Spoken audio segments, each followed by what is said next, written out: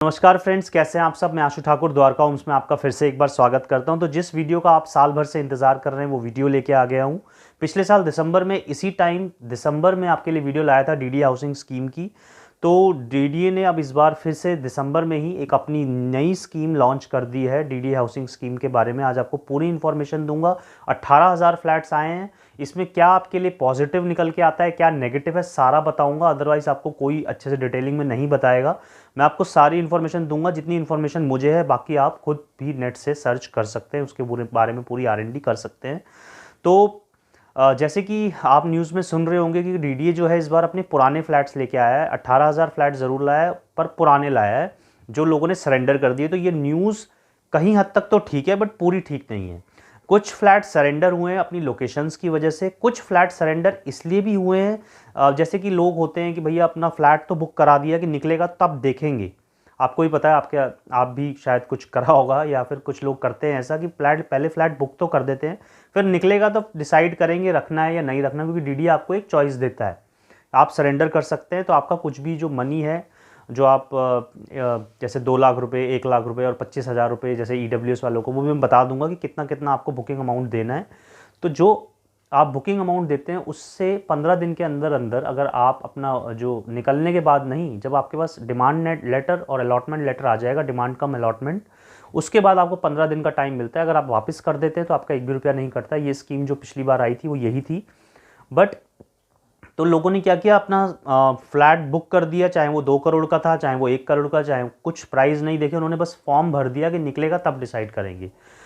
तो उसके बाद क्या हुआ कि जब निकल गया, और ये सारे पैसे, जितने भी पैसे होते हैं, चाहे वो 25 लाख रुपए का फ्लैट हो, जनता फ्लैट, चाहे वो HIG 2 करोड़ रुपए का फ्लैट हो, जसोला का या वसंत कुंज का, बट आपको सारा पैसा जो डीडीए है तो ऑब्वियसली वाइट में होता है। अब किसी का इतना लोन नहीं हो पाया कि 1 करोड़ लोन हो, कोई एलिजिबल नहीं था, कोई कुछ नहीं था, तो वो उन लोगों ने भी फ्लैट सरेंडर किए। क्योंकि जब आपका डीडीए से फ्लैट निकलेगा तो पहले आपके नाम से वो फ्री होल्ड होकर कन्वेंस डीड जो होती है वो डीडीए आपके नाम करेगी, तो आप उसको बेच नहीं सकते अनटिल अनलेस जब तक आपके नाम ना हो जाए वो फ्लैट। तो पहले आपके नाम होगा, उसके बाद आप उसको बेच सकते थे। तो लोगों ने बुक तो कराए, बट उनके पास फंड्स का अरेंजमेंट नहीं हो पाया, चाहे रिलेटिव्स से नहीं हो पाया, चाहे अपना जो फंड्स उनके पास थे उसके बाद उनका लोन नहीं हो पाया, किसी भी रीज़न से। तो वो फ्लैट्स भी वापस हुए हैं जिनकी लोकेशन तो अच्छी है, बट लोगों के पास फंड्स ना होने की कमी की वजह से भी वापस हुए हैं। और कुछ फ्लैट डेफिनेटली लोकेशन ख़राब होने की वजह से डीडीए को वापस करे हैं लोगों ने। तो उन सब के बारे में हमें क्या देखना है, हर एक चीज़ में एक पॉजिटिव साइड होती है, एक नेगेटिव साइड होती है। तो कुछ लोग कह रहे हैं इस बार जो डीडीए की स्कीम आई है वो बिल्कुल ही बेकार है, क्योंकि जो सरेंडर्ड फ्लैट आए हैं, ऐसा है, बट ऐसा बिल्कुल है ऐसा नहीं है। क्यों? क्योंकि हमें उस नेगेटिव चीज़ में से भी पॉजिटिव चीज़ ढूंढनी है। तो आज मैं बताऊंगा आपको कि कौन से फ्लैट अभी भी इस वाले ड्रॉ में भी कौन से फ्लैट आपके लिए बेनिफिशियल हो सकते हैं, कौन से फ्लैट आपको बुक करने हैं अभी भी, और कौन से फ्लैट नहीं करने हैं। जितनी नॉलेज मुझे है वो सारी नॉलेज आपको दूंगा। अगर आपने चैनल को अभी तक सब्सक्राइब नहीं किया है तो प्लीज़ चैनल को सब्सक्राइब कर दें, क्योंकि मैं डीडीए के बारे में बहुत ही इंफॉर्मेटिव वीडियो लाता रहता हूं। और अगर अभी जैसे फॉर्म्स आए हैं तो इसके रिगार्डिंग 3-4 वीडियो जो भी मैं बनाऊंगा डीडीए से रिलेटेड, वो सारी आपको बहुत ही ज़्यादा इंफॉर्मेटिव होंगी। पिछले साल भी बनाई थी, बहुत ज़्यादा प्यार भी आपने दिया डीडीए से रिलेटेड जो भी वीडियो बनाई थी। तो वही सब इस बार दोबारा से करूँगा आपके लिए। पूरी मेहनत, पूरे एफर्ट्स। तो आपको क्या करना है, सिर्फ सब्सक्राइब करना है। और इस जिसको लोग कह रहे हैं कि बिल्कुल डेड स्कीम होने वाली है या बिल्कुल ख़राब हो जाएगा क्योंकि सिर्फ सरेंडर्ड वाले फ्लैट से, नहीं, ऐसा नहीं है। डीडीए ने क्या चालाकी से फ्लैट निकाले हैं, कह रहे हैं कि कुछ कंसेशन करके आपको फ्लैट्स दे रहा है डीडीए। तो उसके बारे में भी सब बताऊंगा कि कंसेशन एक्चुअली है और या नहीं है, या सिर्फ वो दिखावा है डीडीए का। तो वो सब आपको बताऊंगा कि कहाँ आपको कंसेशन मिल रहा है, डीडीए आपको क्या क्या दे रही है, कितना प्राइस डाउन होकर मिलेगा आपको, कब मिलेगा, ये सब बताऊंगा। तो उससे पहले आपको वीडियो को सब्सक्राइब करना है। ज़रूर पसंद आएगी तो प्लीज़ लाइक करना ना भूलें, शेयर करें अपने फ्रेंड्स में, अपने फैमिली में, जिसको भी डीडीए से रिलेटेड या सस्ते फ्लैट भी डीडीए के जो आते हैं, जैसे जनता फ्लैट हो गए, EWS वाले फ्लैट हो गया, तो 14-15 लाख रुपए की भी मैं बताऊंगा कि कौन से आप भर सकते हैं। इन्वेस्टमेंट पर्पज़ से भी डीडीए में इस बार जो कुछ जगह है कि सिर्फ इन्वेस्टमेंट करना है, तो वहाँ भी आप फ्लैट अपना बुक करा सकते हैं, मतलब इस फॉर्म को भर सकते हैं। इन्वेस्टमेंट पर्पज़ से भी कहाँ पे आप रहने के लिए कर सकते हैं, ये सारी चीज़ें डिटेलिंग में बताऊंगा। EWS को कितना कंसेशन मिलता है, क्या रिजर्वेशन है, वो सब बताऊंगा इसमें। तो प्लीज़ वीडियो के साथ लास्ट तक बने रहें। सो गाइज, उम्मीद करूंगा आपको ये वीडियो पसंद आने वाली है, तो प्लीज़ शेयर सब्सक्राइब करना ना भूलें। तो चलिए मैं अब चलता हूँ इसकी डिटेलिंग में। जैसे कि आप देख सकते हैं, दिल्ली डेवलपमेंट अथॉरिटी ने 18,000 फ्लैट लॉन्च कर दिए हैं, द्वारका, रोहिणी, जसोला, वसंत कुंज, पश्चिम विहार एंड नरेला। तो इसके बारे में आज आपको पूरी जानकारी दूंगा, यहाँ निकले हुए हैं कौन से। गाइज, ये आप देख सकते हैं कि जो स्कीम है 23 दिसंबर 2021 से लेकर 7 फरवरी 2022 तक ये स्कीम रहेगी। और इसमें आप देख सकते हैं इसको पीएम आवास योजना से भी जोड़ा गया है कि जो बेनिफिट मिलता है, जैसे कि आप जब लोन लेंगे तो उसमें आपको रिफंड मिलता है 1-1.5 लाख रुपए, 2 लाख रुपए, डिपेंड करता है आपका फ्लैट किस कैटेगरी का है और वो सब। तो उस स्कीम से इसको जोड़ा गया है। इस स्कीम में कुछ साइलेंट फीचर हैं, जैसे कि आप देख सकते हैं जो लोकेशन है उनमें इनका ज़्यादा काम करने का अब डीडीए का प्लान है, जैसे कि मार्केट ज़्यादा से ज़्यादा देनी है, पार्क्स देने हैं, ग्रीन एरिया देनी है, कम्युनिटी हॉल देनी है, डीडीए स्पोर्ट कॉम्प्लेक्स देना है नरेला में। तो नरेला पर ज़्यादा फोकस करा गया है डीडीए ने, क्योंकि जो नरेला में जो फ्लैट्स हैं वो सबसे ज़्यादा वापस हुए हैं, सरेंडर हुए हैं, जस्ट बिकॉज ऑफ फ्लैट तो अच्छे हैं बट आजू बाजू कुछ नहीं है, ना तो पार्क्स हैं ना कुछ वहाँ पर डेवलपमेंट हुई है। तो अब डीडीए का प्लान बना लिया है, डीडीए ने मन बना लिया है कि हम नरेला में ज़्यादा से ज़्यादा डेवलपमेंट करेंगे, ताकि जो भी इन्वेस्टमेंट के पर्पज़ से भी वहाँ फ्लैट अगर फॉर्म भरता है तो उनको फ्यूचर में बहुत अच्छे बेनिफिट्स मिले। तो ये डीडीए ये सारी चीज़ें इस बार करने जा रही है, चाहे हॉस्पिटल हो, चाहे बस स्टॉप्स हों, चाहे सब पार्क्स हों, सारी चीज़ें जो गवर्नमेंट दे सकती है वो वहाँ पर फैसिलिटीज़ देने जा रही है। तो हम डीडीए की कंसेशन की बात कर रहे थे कि कंसेशन कहाँ मिलेगा, तो वो नरेला वाले फ्लैट्स में सबसे ज़्यादा कंसेशन वहीं मिलना है, सिर्फ 40%। आप देख सकते हैं पॉकेट A1B और 1C सेक्टर A4 में जो नरेला का ये बने A1 से लेके A4 सेक्टर्स में 40% आपको कंसेशन मिलेगा EWS वाले फ्लैट्स में। ऐसे ही आप देख सकते हैं G7 G8 जो सेक्टर्स हैं नरेला में, वहाँ 10% कंसेशन मिलेगा। इसी टाइप से सिर्फ नरेला को बूस्ट करने के लिए वहाँ पे ज़्यादा से ज़्यादा कंसेशन दे रहे हैं, ताकि आप वहाँ फ्लैट बुक करें और इन फ्यूचर में उसका बेनिफिट मिल सके आपको, क्योंकि वहाँ के फ्लैट सबसे ज़्यादा सरेंडर हुए हैं। तो वहाँ बेनिफिट सबसे ज़्यादा देने की कोशिश कर रही है डीडीए इस बार। ये अगेन जो साइलेंट फीचर की बात कर रहे हैं कि हम वहाँ पर क्या बनाएंगे, मेट्रो स्टेशंस बनाएंगे, रोड्स और ट्रेन्स, हेल्थ केयर, एजुकेशन और मार्केट वहाँ पर नरेला में ज़्यादा से ज़्यादा देने की डीडीए प्लानिंग कर रहा है। अब हम इसके एक और मेन पॉइंट पे आते हैं कि कितने कितने पैसे भरने हैं। तो रजिस्ट्रेशन मनी EWS या जनता फ्लैट हम बोलें तो 25,000 रुपये, और LIG पे 1 लाख रुपए, MIG पे 2 लाख रुपए, HIG पे भी 2 लाख रुपए हैं।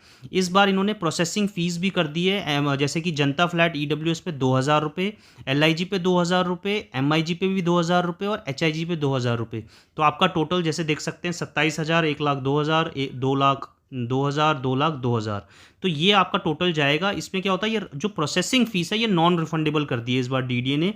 पहले ऐसा नहीं होता था, इस बार प्रोसेसिंग फ़ीस को नॉन रिफंडेबल कर दिया है। अगर आप ये प्रोसेसिंग फ़ीस की बात कर रहा हूँ जो सिर्फ 2,000 रुपये, ये सिर्फ 2,000 रुपये जो है ये नॉन रिफंडेबल होगा। बाकी यहाँ पर एक चीज़ और, अगर आप रिजर्व्ड कैटेगरी में आते हैं, वो पैरा 5 में लिखा हुआ है कौन कौन सी SC ST और जो भी वॉर विडोज़ जो भी हैं उसके बारे में थोड़ा बता दूंगा। तो जो अगर आप रिजर्व्ड कैटेगरी में आते हैं तो आपको सिर्फ 1,000 ही भरना है प्रोसेसिंग फ़ीस, और वो नॉन रिफंडेबल होगा। तो रिजर्व्ड कैटेगरी वालों का 1,000 रुपीज़ ही डिडक्ट होगा, बाकी जो नॉर्मल कैटेगरीज हैं उनके 2,000 रुपीज़ प्रोसेसिंग फ़ीस डिडक्ट हो जाएगी। डीडीए इस बार एक चीज़ और कर रही है कि भैया हम आपको कंसेशंस भी दे रहे हैं कुछ एरिया में, और ये फ्लैट्स के बारे में आपको सब कुछ पता है कि सरेंडर्ड भी हैं इसके अंदर। कुछ फ्लैट्स ऐसे हैं जो कि पेमेंट लोगों का लोन नहीं हो पाया इसलिए भी वापस हुए हैं। तो फिर भी इस बार डीडी क्या कह रही है, पहले क्या था कि अगर आप 15 दिन के अंदर अंदर सरेंडर करते तो एक भी रुपया आपका कटता नहीं था, पर इस बार ऐसा नहीं है। अगर यहाँ पर साफ लिखा हुआ है, अगर आपका डिमांड लेटर कम अलॉटमेंट लेटर आ जाता है, उसके बाद 15 दिन के अंदर अंदर अगर आप सरेंडर कर देते हैं तो तब भी आपके 10,000 रुपये कटेंगे। 10% कटेगा रजिस्ट्रेशन मनी का, जो कि 25,000, 1 लाख और 2 लाख जो थी उसमें से आपका 10% कटेगा, और जो मैक्सिमम है वो 10,000 रुपये कटेगा, उससे ज़्यादा नहीं कटेगा। तो पहले कैंसिलेशन चार्जेस नहीं थे, इस बार कम से कम 10% कैंसिलेशन चार्जेस रख दिए हैं 15 दिन के अंदर अंदर। अगर आप 16 दिन के बाद 30 दिन के अंदर अंदर कैंसिलेशन करेंगे तो 20%। अगर आपका अलॉटमेंट कम डिमांड लेटर आ चुका है और उसके बाद भी आपके 31 दिन से लेकर 90 दिन तक हो गए तो 50% आपका जो रजिस्ट्रेशन अमाउंट है वो कट जाएगा 50%। अगर 90 दिन के ऊपर भी आपने सरेंडर नहीं किया है तो आपकी फुल सो आपकी एप्लीकेशन फ़ीस जो है वो 100% कैंसिल हो जाएगी। अब ये डीडीए ने क्यों किया है, क्योंकि पिछली बार क्या हुआ है, लोगों ने बस फ्लैट भर दिए, उन्होंने कोई उसका फ़िक्र नहीं किया कि उनका लोन कितना हो सकता है, वो उसमें फिट बैठते भी हैं, लोन होगा भी कि नहीं होगा, बस फॉर्म्स लोगों ने भर दिए, अगर निकल गया उसके बाद लोगों ने सरेंडर कर दिया। तो डीडीए की रेपुटेशन भी ख़राब हुई कि शायद फ्लैट ही अच्छे नहीं थे। ऑब्वियसली उसमें कुछ फ्लैट तो अच्छे नहीं ही थे उनकी लोकेशन की वजह से या साइज़ की वजह से, बट बहुत सारे फ्लैट ऐसे थे जो अच्छे थे, अच्छे होने के बावजूद भी वो वापस हुए हैं। तो डीडीए ने इस बार ऐसा किया है कि वो लोग बिल्कुल ना भरें जिनका लोन ना हो पाए या जिनके पास पैसे नहीं है, तो एटलीस्ट 10,000 रुपये तो आपके मिनिमम या 10% तो कैंसिलेशन चार्जेस कटेगा ही कटेगा। तो सोच समझ के भरें। तो आपको क्या करना है, टेंशन नहीं लेनी है, सिर्फ सोच समझ के भरना है। अगर आपका बजट कम है, आपको लगता है मेरे पास इतना फंड्स हैं और इतना लोन ही होगा मुझे, तो आप वही कैटेगरी के फ्लैट भरें। ऐसा ना करें कि बस कुछ भी भर दें और अननेसेसरली आप भी ट्रबल में आएँ और डीडी भी परेशान होती है उसमें, क्योंकि पेपर वर्क सारा कैंसिलेशन करना पड़ता है। तो बस सोच समझ के भरना है, बस और कुछ नहीं है इसमें। अब रिजर्व्ड कैटेगरी की बात कर लेते हैं। तो एससी के लिए 15%, एसटी के लिए 7.5% तो रिजर्व्ड होता ही है। वॉर विडो के लिए 1% जो नंबर ऑफ हाउसेज है वो बुक होंगे, और जो दिव्यांग कैटेगरी के हैं उनके लिए 5% इसमें रिजर्व्ड कैटेगरी रखी गई है। एक्स सर्विसमैन के लिए 1%।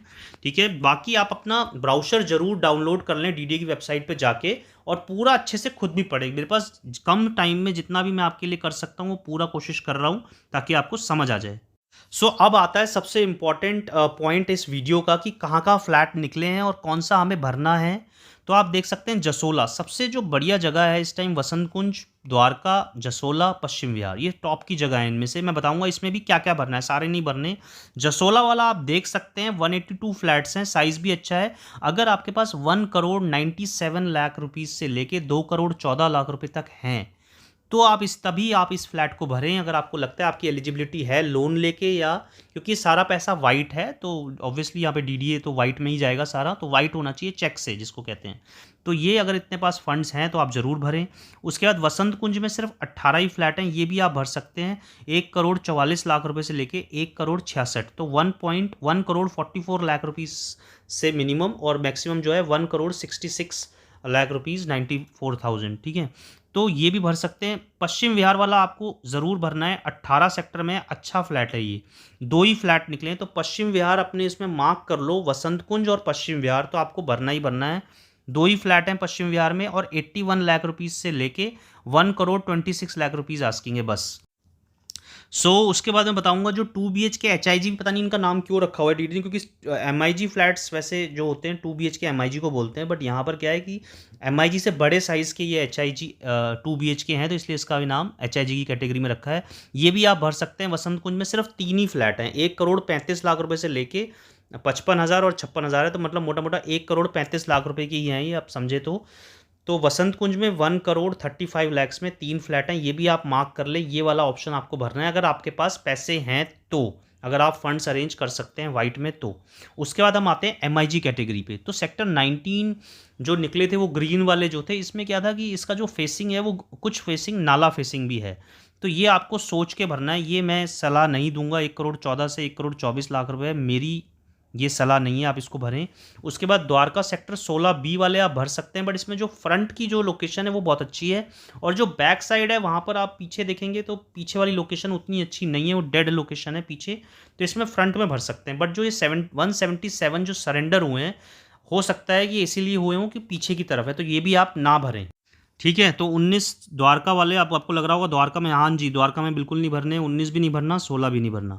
वसंत कुंज में आप भर सकते हैं, बिल्कुल भरना है ये वाला ऑप्शन। 6 ही फ्लैट हैं, 84 लाख रुपीज़ से लेके 91 लाख की डिमांड आएगी। 2 BHK हैं, बट इनका प्राइस बहुत अच्छे फ्लैट हैं ये। तो ये क्लस्टर 2, 3, 5 एंड 6 में है वसंत कुंज में, इसको मार्क कर लें, 7 नंबर है इसका, और कोड नंबर 7 मार्क नहीं करना, 33 मार्क करना है। फ्लैट हैं 6। रोहिणी में जो 23 में है ये भी आप मार्क कर लें इसको। पॉकेट 6, पॉकेट 7 में 16 ही फ्लैट हैं, ये भी आपको इसमें भरने ही भरने हैं। ठीक है, तो मैंने आपको बता दिया कि रोहिणी के ये 23 पॉकेट सेक्टर वाले पॉकेट 6-7 भी भरने हैं। उसके बाद हम आते हैं द्वारका सेक्टर 3 में है और 19 में है 2 BHK, ये आप भर सकते हैं। 66 लाख रुपीज़ से लेके 96 लाख की डिमांड है। 2 BHK इन दोनों सेक्टर्स में इससे ज़्यादा का रेट या इतना तो है ही है, तो आप ये 8 फ्लैट भी भरें, ज़रूर भरें, इस 8 को मार्क कर लें। इसका कोड 35 है। द्वारका सेक्टर 3 सेक्टर 19 ये वाला आपको जरूर भरना है। उसके बाद जहांगीरपुरी, देखो टू बी वेरी ऑनेस्ट मुझे इसके बारे में जो जानकारी नहीं है मैं नहीं दूंगा। जहांगीरपुरी वाला आप खुद रिसर्च करें कि अगर ये, क्योंकि फ्लैट सिर्फ 7 ही हैं और 50 लाख रुपए से लेके 65 लाख रुपए, अगर वहाँ पर ये रेट है तो जहांगीरपुरी आपको खुद R&D करनी पड़ेगी। बाकी नरेला पे आते हैं। बाकी नरेला में जो MIG फ्लैट हैं 461 फ्लैट हैं और 59 से लेके 1 करोड़ की आस्किंग है। मेरे हिसाब से ये वाले फ्लैट आपको नहीं भरने चाहिए। बाकी अपनी खुद भी R&D कर लें, खुद रिसर्च वर्क कर लें, ठीक है। अब हम आते हैं LIG कैटेगरी पे, तो 1 बेडरूम जिसको कहते हैं, तो सेक्टर 23B। सबसे पहले तो ये जो फ्लैट्स हैं ये छोटे फ्लैट हैं, इसको LIG हम नहीं कह सकते, मिनी LIG या मिनी 1 बेडरूम कह सकते हैं। ये 7 फ्लैट हैं और इसमें एक माइनस पॉइंट क्या है कि मोस्टली जो DDA के फ्लैट्स होते हैं वो ग्राउंड प्लस 3 होते हैं, तो ये ग्राउंड प्लस 4 हैं। तो ये 7 फ्लैट वो हो सकते हैं कि 4th फ्लोर हो, चौथा फ्लोर हो और विदाउट लिफ्ट हो। आस्किंग तो कम है, 24 लाख रुपए से 25 लाख रुपए है, बट अगर ये 4th फ्लोर हुआ तो मुझे नहीं लगता इसका प्राइस इतना वर्थ है।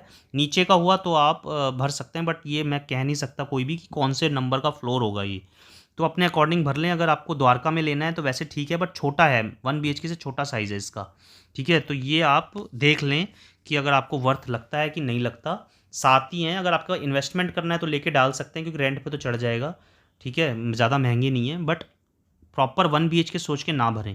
उसके बाद आता है रोहिणी सेक्टर 16, 20, 21, 22 तक तो सब ठीक है ये कहानी, और DDA बहुत ज़्यादा अब क्लेवर हो गई है इस मामलों में, क्योंकि सेक्टर 16, 20, 21, 22 तो बहुत ही अच्छे सेक्टर्स हैं। 28, 29 में थोड़ा सा अभी प्रॉब्लम है, बट यहाँ पर फ्लैट निकले हैं 27, तो आप ये वाला ऑप्शन भर सकते हैं क्योंकि आपका 16 में निकलता है, 20 में, 21 में, 22 में, तो बहुत अच्छा ऑप्शन होगा।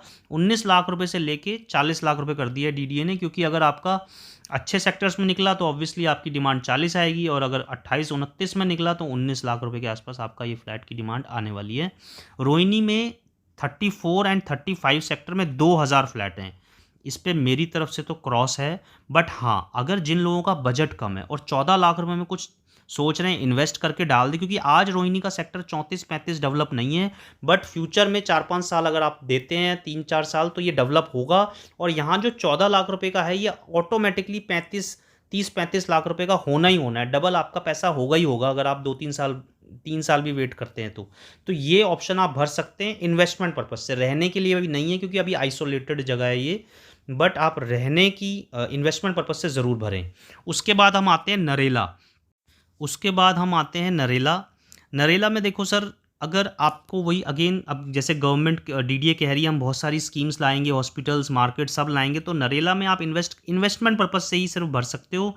वो भी सिर्फ ये वाला LIG फ्लैट जो 11 हैं, इसका कोड है 44, ये 11 ही हैं। 18 लाख रुपए से 21 लाख रुपए ये आप भर सकते हो। जो नरेला के सेक्टर G2, G8, G7 में, ये मुझे समझ नहीं आते, सिर्फ इन्वेस्टमेंट पर्पज से आपको लेके रखना है और वहाँ से उसके आजू बाजू ही आप रहते हैं और वहाँ लेना चाहते हैं तो डेफिनेटली भरें। अदरवाइज़ नरेला के ये वाले जो ऑप्शंस हैं मुझे ठीक नहीं लगे। सिर्फ नरेला का सेक्टर A9, A10, B2, इसमें 11 फ्लैट हैं, ये आप भर सकते हैं, ठीक है। उसके बाद रामगढ़ का मुझे बिल्कुल आइडिया नहीं है, तो वो आप खुद R&D करें ये कैसे हैं क्या है, ठीक है सर। उसके बाद ये जाफराबाद, कोंडली, ये मुझे बिल्कुल इसका आइडिया नहीं है, 4 फ्लैट हैं, ये अपने आप R&D कर लें। LIG अगर अच्छी जगह है तो आप 22 लाख रुपए से लेके 36 लाख रुपए है।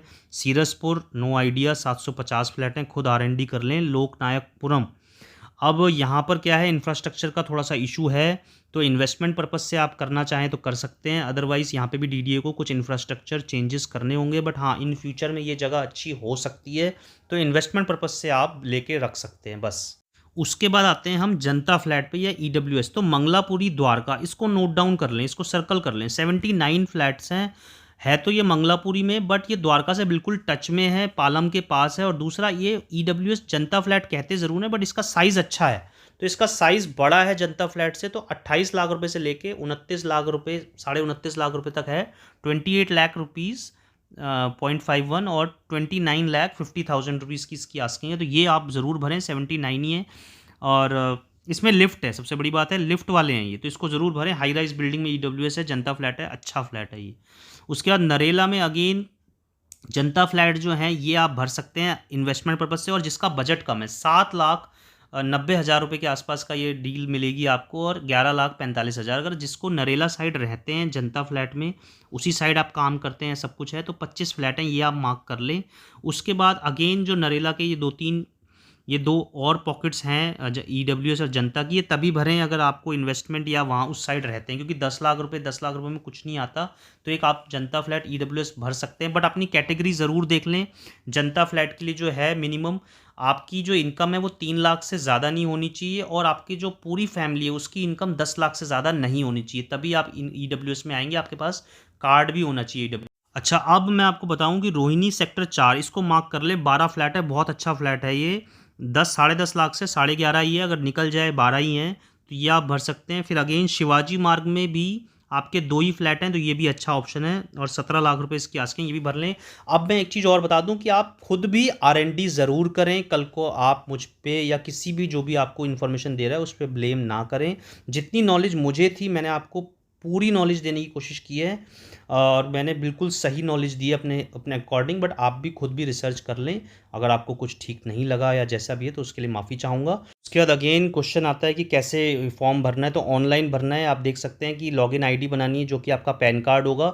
OTP हर बार जितनी बार आप उस पर रजिस्टर्ड करेंगे, जैसे कि बार बार देखने के लिए, और एंड तक काम आएगा, जब तक कन्वेंस डीड नहीं हो जाएगी, सब काम खत्म तब तक। तो बार बार पैन कार्ड आपका ID है और OTP आएगा, तभी OTP डालें, और आप हर बार उसमें एंटर कर सकते हैं। जैसे कि वो बैंक डिटेल्स आपकी पूछेगा, जॉइंट एप्लीकेंट हैं तो कैटेगरी पूछेगा, तो ये सारी चीज़ें पूछेगा फॉर्म में, वो सब आपको भरना है कि आप किसी रिजर्व कैटेगरी से हैं या किसी कैसे भी हैं। फ़ोटो आपको स्कैन करके, वो आपको सारा कुछ ब्राउज़र में मिल जाएगा, कैसे अपलोड करना है, क्या करना है। उसके बाद हम आते हैं एक और कैटेगरी। क्वेश्चन और बहुत ज़्यादा अराइज होता है कि कौन भर सकता है। 18 साल से अगर आप बड़े हैं तो कोई भी भर सकता है। उसमें जो कैटेगरी वाइज हैं कि कैसे फैमिली में है, वो सब आप ब्राउज़र में पढ़ लें। वैसे 18 साल के ऊपर कोई भी भर सकता है। आपका न्यू दिल्ली या दिल्ली कैंटोनमेंट में 67 स्क्वायर मीटर से 67 स्क्वायर मीटर तक का फ्लैट है तो आप भर सकते हैं। उससे बड़ा है तो आप नहीं भर सकते, इसमें एप्लीकेबल नहीं होंगे। सिर्फ आप ढंग से समझ लें कि आपका बेसिकली DDA में अगर कोई फ्लैट है या सोसाइटी में तो आप नहीं भर सकते। कुछ अर्बन एरिया जो होता है, ठीक है, अगर आपका उसमें नहीं है तो कितना भी बड़ा हो उसके पेपर समझ सकते हैं आप कि नहीं है, तो आप उसमें भर सकते हैं, एलिजिबल हैं। ठीक है, साफ साफ DD ने लिखा हुआ है। तो ठीक है, तो हस्बैंड और वाइफ अलग अलग भी भर सकते हैं, बट उनको बाद में निकल गया तो बताना पड़ेगा कि भाई हमारा निकल गया, तो एक ही ले सकते हैं। उसके बाद ये EWS का बहुत ही ज़्यादा लोग पूछते हैं, तो इसमें साफ लिखा हुआ है कि 3 लाख से ज़्यादा आपकी इनकम नहीं होनी चाहिए ईयरली, और पूरी फैमिली की 10 लाख से ज़्यादा नहीं होनी चाहिए। आपके पास EWS का कार्ड भी होना चाहिए, तभी आप EWS के फ्लैट्स भर सकते हैं, जो कि जनता फ्लैट्स हैं। EWS के फ्लैट तभी भर सकते हैं, ये कैटेगरी को ध्यान से समझ लें तभी भरें। तो गाइज़, मैंने आपको DDA के बारे में जितनी इन्फॉर्मेशन मुझे थी वो मैंने आपको सारी दे दी है। अगर उम्मीद करता हूँ आपको वीडियो पसंद आई हो। अगर ज़रा सी भी पसंद आई हो तो प्लीज़ लाइक ज़रूर करें और शेयर ज़रूर करें। हो सकता है ये वीडियो आपके काम ना आए तो किसी ना किसी के काम ज़रूर आएगी। तो अपने ग्रुप्स में, जो भी ग्रुप्स हों, फैमिली फ्रेंड्स सर्कल में, इसको शेयर ज़रूर करें ज़्यादा से ज़्यादा। हो सकता है किसी ना किसी के सपनों का घर तो बने, क्योंकि EWS के जो फ्लैट हैं वो 12-13 लाख 14 लाख रुपए के फ्लैट आए हैं, तो किसी ना किसी का तो घर बने, किसी का तो सपना पूरा हो कि हाँ, एक DDA का मेरा एक घर बन गया है। तो प्लीज़ इस वीडियो को शेयर ज़्यादा से ज़्यादा करें, सब्सक्राइब करें, और हमारे चैनल पे आप जो रीसेल के फ्लैट आते हैं, सोसाइटी फ्लैट, DDA फ्लैट और बिल्डर फ्लोर, या नए आते हैं बिल्डर फ्लोर, वो भी आप हमारे चैनल पे देख सकते हैं। तो प्लीज़ मेरे चैनल पे आप इंटीरियर से रिलेटेड वीडियो, इंटीरियर का काम कराना हो किसी को, या फिर होम लोन लेना हो, होम लोन से रिलेटेड कोई भी जानकारी लेनी हो, चाहे आप फ्लैट किसी भी एरिया में ले रहे हो, किसी से भी ले रहे हो, डीलर कोई भी हो, आप होम लोन के लिए मुझसे कांटेक्ट कर सकते हैं। तो प्लीज़ मैं आपका कम से कम जो रेट होता है उसमें मैं आपको होम लोन करा सकता हूं, और उस पर भी आपको कंसेशन भी दिला सकता हूं। जो प्रोसेसिंग फ़ीस में जो नहीं मिलता कंसेशन, वो कंसेशन भी मैं आपको दिला सकता हूं। तो प्लीज़ मुझसे एक बार कांटेक्ट ज़रूर करें। और मैं आपको बोलना चाहूँगा कि हमारे चैनल पे आप 1 BHK, 2 BHK, 3 BHK, 4 BHK, DDA flat, society flats और बिल्डर फ्लोर्स देख सकते हैं। तो इसी तरह से आप हमारे चैनल पे प्यार बनाए रखें। 25,000 सब्सक्राइबर का जो सफ़र था वो आपने बहुत उसके लिए मैं थैंक यू। तो